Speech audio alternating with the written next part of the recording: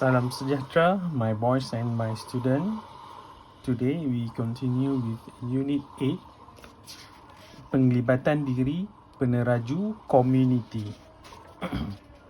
So, Unit 8 berada dalam bidang yang ketujuh, bidang terakhir dalam pendidikan moral yang awak perlu belajar.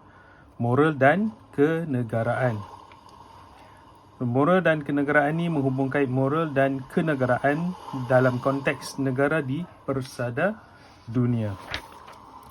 So, chapter ni is about penglibatan diri dalam community, especially dalam bidang kesukarelawanan, volunteer. Okay? Aktiviti kesukarelawanan merupakan amalan mulia dalam kehidupan. Bersetujukah anda? Of course, jawapan dia ialah kita kenalah bersetuju. Sebab apa? Bila buat aktiviti kesukarelawanan, ini merupakan amalan mulia sebab once you buat volunteer punya job, you tak mengharapkan apa-apa balasan. Mungkin untuk kepuasan diri atas kelebihan yang kita ada. So, seperti chapter sebelum ini, cadangan nilai ataupun nilai yang berkait rapat dalam unit 8 ialah patriotisme, berterima kasih, kerjasama, kerajinan dan kasih sayang. Kalau tak ada nilai-nilai ni, susah nak melibatkan diri dalam bidang patriotisme. Okey, konsep asas dalam bab ini, penglibatan diri dalam komuniti merupakan tindakan sukarela yang memberikan peluang kepada individu untuk memikul tanggungjawab kemasyarakatan. So, dalam page 106 dan 107 ni, ini adalah contoh program komuniti bersama-sama dengan badan kerajaan atau pertubuhan bukan kerajaan yang berlangsung ataupun yang telah berlaku dalam negara kita dan sedang berlaku. Kita sangat berterima kasih dan bersyukur kepada Tuhan. Dalam negara kita masih ramai orang yang mempunyai sifat inilah kasih sayang, kerjasama, patriotisme untuk membantu golongan-golongan yang susah ataupun golongan yang ditimpa kesusahan. Contohnya yang di atas kali ini, bantuan kecemasan. Ini kalau tengok dalam gambar ni, bantuan kecemasan ni dibuat oleh sekumpulan sukarelawan dalam keadaan banjir kilat.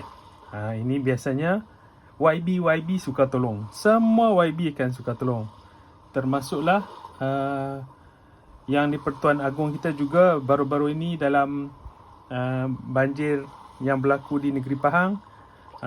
Baginda juga tolong rakyat dengan turun melihat apa yang terjadi dan menghulurkan bantuan. So, ini bantuan kemanusiaan adalah salah satu bentuk bantuan sukarela yang diberikan kepada komuniti. Yang seterusnya ialah bantuan fizikal. Contohnya membaik pulih rumah, pembinaan kemudahan awam serta infrastruktur seperti balai raya, rumah ibadat dan saliran air, termasuklah juga di sekolah, rumah-rumah orang yang kurang berkemampuan. Ini banyak bantuan disalurkan. Contoh seterusnya ialah kelestarian alam. So, gotong royong, penanaman pokok, penempatan haiwan terbiar dan aktiviti kita semula ni juga banyak dibuat di negara kita. Cumanya pada masa kini aktiviti gotong royong ni agak kurang popular dalam kalangan Malaysia, rakyat Malaysia buat masa ni. Mungkin masing-masing masih sibuk, tapi kelestarian alam memang terjadi. Banyak contoh-contoh dalam internet yang boleh kita cari sebentar lagi untuk membuktikan aktiviti kesukarelawanan dalam contoh untuk kelestarian alam ni telah berlaku di negara kita. Seterusnya ialah pembangunan pelancongan. Contohnya program inap desa, sistem tagal, perusahaan kecil dan sederhana. Ini nanti saya akan tunjuk. Kemudian seterusnya ialah aktiviti riadah. Ini banyak orang terlibat ni. Larian amal, sukaneka community, marathon, half marathon, fun run, macam-macam sekarang ni. Ini semakin hari semakin popular. Di mana mereka sambil-sambil membuat aktiviti riadah seperti marathon atau half marathon. Di samping itu mereka mengutip dana untuk sesuatu badan ataupun sesuatu golongan yang memerlukan bantuan. Okey. Program kesihatan, of course, ini pun sentiasa berlaku sepanjang tahun. Cuma buat masa ini dalam keadaan kita COVID-19 ni, ini agak kritikal, iaitu program mendema organ atau darah, kempen anti dadah dan saringan kesihatan. Okey, pertama cikgu nak tunjuk sekarang ni yang sedang berlaku di negara kita ialah program dipanggil MyVac. MyVac ialah Pusat Sukarelawan COVID-19. MyVac ialah Malaysian Vaccine Support Volunteers. Ni MyVac, Malaysia Vaccine Support Volunteers. So ramai orang terlibat dalam MyVac buat masa ini untuk memudahkan pengurusan Kementerian Kesihatan untuk memberi vaksin kepada seluruh rakyat Malaysia. So secara berperingkat, seluruh rakyat Malaysia akan menerima vaksin. So siapa yang nak bantu ni? Kalau kita mengharapkan kepada kaki tangan Kementerian Kesihatan dan jururawat, memang tak cukup, memang sangat tak cukup. Tak mampu kita nak selesaikan dalam masa yang singkat. Jadi inilah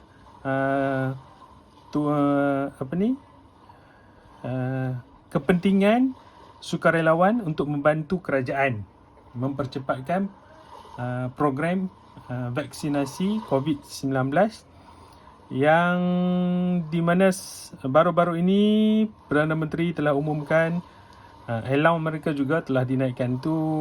Allowance tu adalah sampingan. Sukarelawan ni kebanyakannya membuat aktiviti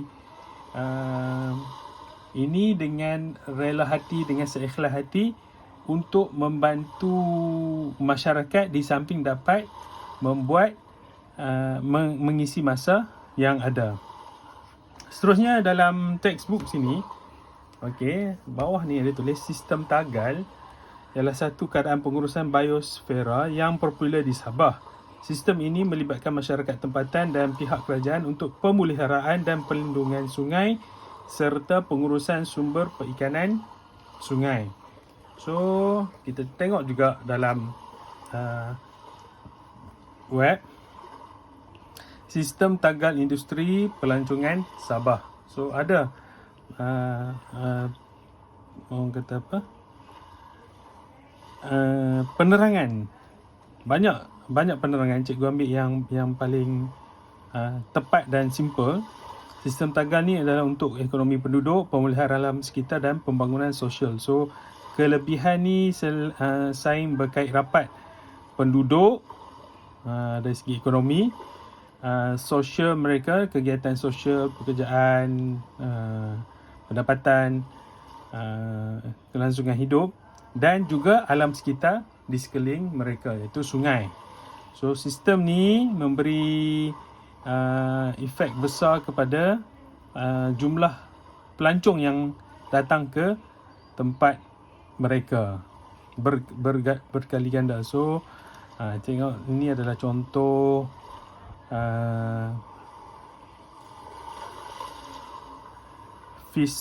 fish massage. So menggunakan ikan untuk massage.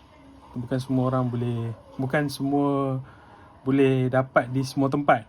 So di sini kita akan dapat natural fish massage. So, tapi ada dengan sedikit bayaran lah. So bila berlaku ramai orang datang untuk mendapatkan ikan-ikan segar, dapatkan experience bersama dengan nature yang terpelihara. So akan berlaku dari segi pembangunan ekonomi. So ini dia punya manfaat kepada ekonomi. So ini semua lebih kita akan bincangkan lebih lanjut tentang kelebihannya. So rencana ini dipetik daripada artikel Juri Fu, Universiti Malaysia, Sabah. Okey, seterusnya kalau kita buka ke muka surat seterusnya. Okey, cara melaksanakan program community. Sebelum cikgu nak pergi ke situ, cikgu nak tunjuk tentang ni. Saya rasa ramai orang kenal, tapi siapa yang tak kenal pun tak apa.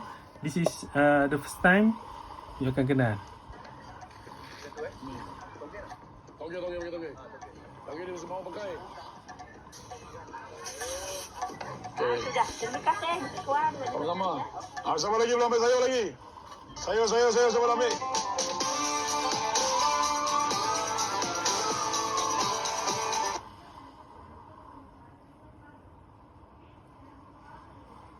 Okay, video ni berkisahkan tentang seorang rakyat Malaysia yang sangat popular di Malaysia buat masa ni. Namanya orang panggil namanya bukan Uncle Kentang, tapi nama yang selalu diberi kepada uncle ni dipanggil Uncle Kentang. Okay, so kita tengok cerita tentang Uncle Kentang. Hai semua, saya adalah Uncle Kentang dan saya berasal daripada Pahang. Sudah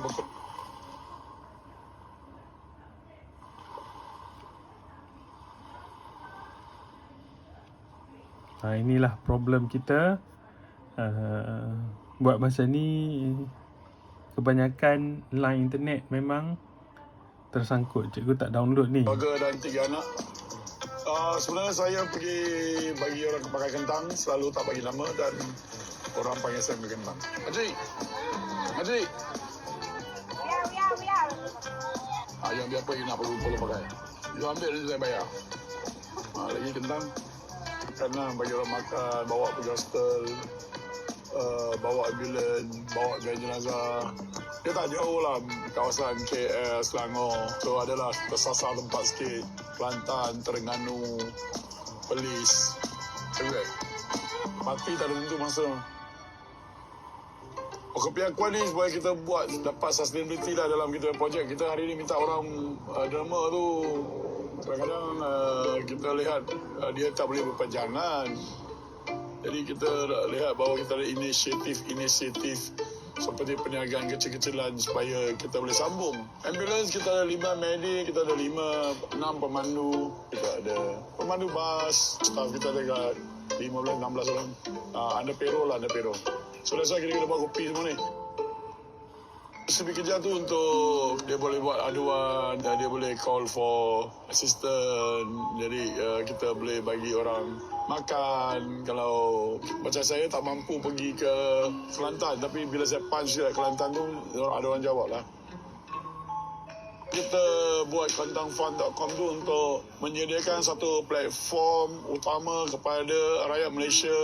Because bagi orang muda dia nak cari dana adalah susah. Kita sediakan platform untuk dia orang masuk, dia orang dapat duit, dia orang buat projek dia orang. So that is to encourage the youngster to be more participating because dia tak ada kekuatan. Orang muda keluar universiti dia tak ada kekuatan.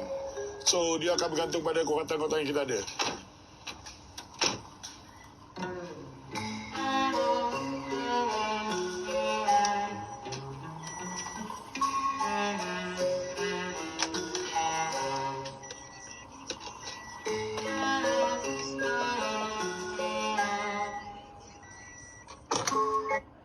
Okey, itu serba sedikit tentang Uncle Kentang. So, kalau siapa belum kenal, dalam YouTube terlalu banyak video berkenaan dengan Uncle Kentang.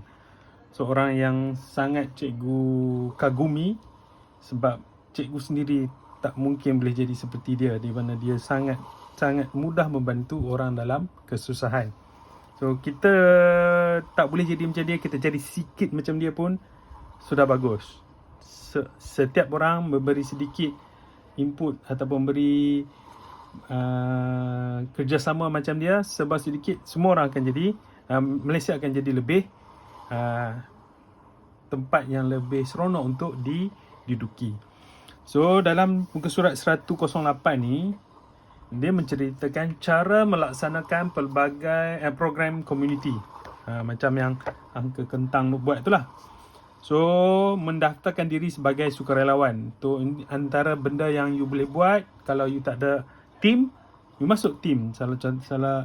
Antara contoh badan sukarela yang telah establish di Malaysia ada seperti Mercy, Salam, kita ada juga di bawah Jabatan Kebajikan Masyarakat, ada Rela, dan yang terbaru saya beritahu tadi, MyVac. Ini semua bawah kerajaan. So yang bukan kerajaan seperti yang Angka Kentang tadi, kentangfund.com, terlalu banyak. You boleh search nanti dalam internet. Cikgu kalau nak mention semua pun takut bias. So you cari dan you ada yang berasaskan agama, ada yang berasaskan bangsa. Tak salah. Dan buat apa yang mengikut mengikut minat dan hobi masing-masing. Ada yang bergerak secara sukarela atas agama, ada yang bergerak sukarela atas bangsa, ada yang bergerak sukarela atas hobi, ada yang bergerak sukarelawan atas kepakaran. So yang penting menyumbang kepada negara Malaysia. Yang kedua ialah menyokong dasar dan program komuniti yang dilaksanakan secara langsung atau tidak langsung. Apa orang baik nak buat, kita sokong saja. Memberi sumbangan keperluan asas seperti pakaian dan makanan kepada pihak yang memerlukan. Tak semestinya you kaya baru you boleh bagi sumbangan. You orang biasa, orang yang ada lebih sedikit wang, boleh tolong sesiapa saja untuk memberi derma, sumbangan, dana, sedekah, macam-macam, hadiah. Tapi kalau you kaya, itu lebih bagus sebab you akan memberi dalam jumlah yang lebih besar dan lebih banyak. Boleh tolong lebih ramai orang. Lebih signifikan pertolongan you kepada masyarakat. Seterusnya ialah mempromosikan program community dalam media masa.